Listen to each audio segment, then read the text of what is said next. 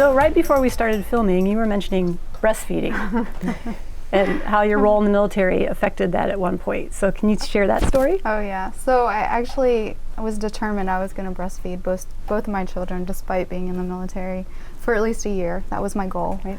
So with my first one, it was fine. I didn't have to go away. We call them TDYs in the military, but really it's a business trip. So you hear about What does that stand for? temporary duty. Oh, okay. So you hear about deployments, and that's where we're deployed for a set period of time, like overseas.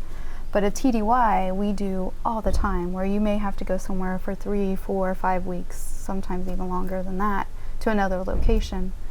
With my second daughter, I was determined again I was going to breastfeed her for at least a year.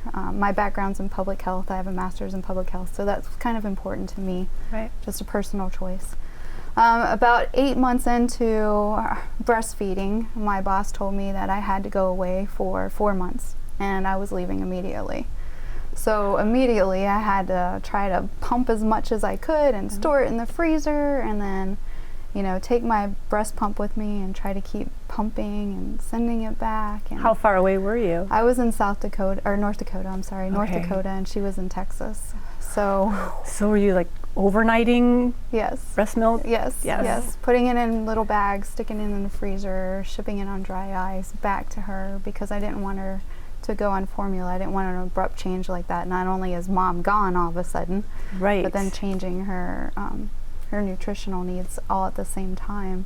So it was an abrupt choice that I didn't have. So did you already have the breast pump? I did, Okay. yes, because during the day at work I would have to pump because Okay. my kids were at daycare during the day. Okay, So I was okay. pretty used to that portion, thankfully. Yes.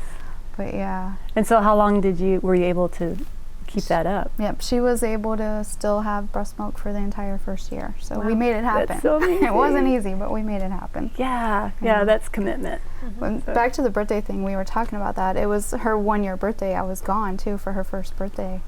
And so with Trinity, she's my youngest, we kind of joke because she's getting ready to turn 13, and this will be her 4th birthday that I'll be there for. So this year I will give her a happy 4th birthday card, even though she's turning 13. Oh, But wow. man, that was the hardest thing, to miss my baby's first birthday. That would be so hard. Her daycare provider called me, and so I could sing happy birthday to her, and I just hung up the phone and I was just crying my eyes out. Crying. And I was in a training environment where I was like you've heard of drill sergeants? Mm-hmm. I was in that type of a role, and I swear I was so mean to my cadets that day. Oh, wow. Yeah. I got the brunt of it. Took it out on them. They did. It was awful. Oh my gosh. That was probably the hardest thing for me, was to miss her first birthday. That was just so hard. Yeah, that would be so hard. Wow.